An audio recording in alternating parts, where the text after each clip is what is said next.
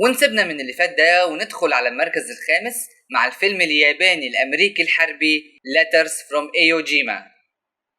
ده أول فيلم حروب نشوفه النهاردة، بس حاله من حال فيلم داونفول، بحيث إن أحداث الفيلم كلها بعيون اليابانيين اللي شاركوا في المعركة الملحمية إيو جيما. والفيلم من أوله لآخره يابانيين، يعني يعتبر ياباني من الدرجة الأولى.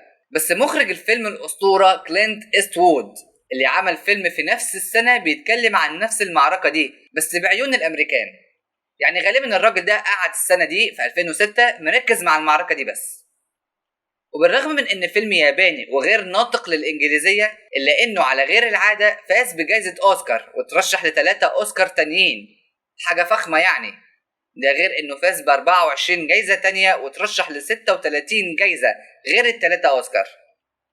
وطبعا كلنا عارفين صاحبنا ده اللي هو قائد الكتيبة كين واتانابي، اللي كلنا عارفينه من احد اعقد الافلام على الاطلاق انسبشن. ده غير ظهوره كياباني في افلام امريكي كتيرة زي شنغهاي، وكان فيلم الجودزيلا، وكمان فيلم لاست ساموراي، وفيلم باتمان بيجين.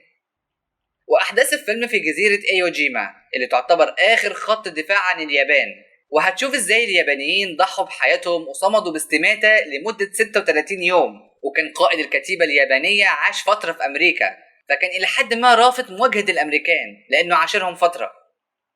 وهتشوف بقى في الفيلم ده المعركة والاحداث بعيون اليابانيين، يعني هتشوف حاجة غير الصورة اللي الامريكان مصدرينها دايما لليابانيين في الافلام الامريكية، شياطين ومعفنين واغبياء وهجوم البنزاي والكلام ده.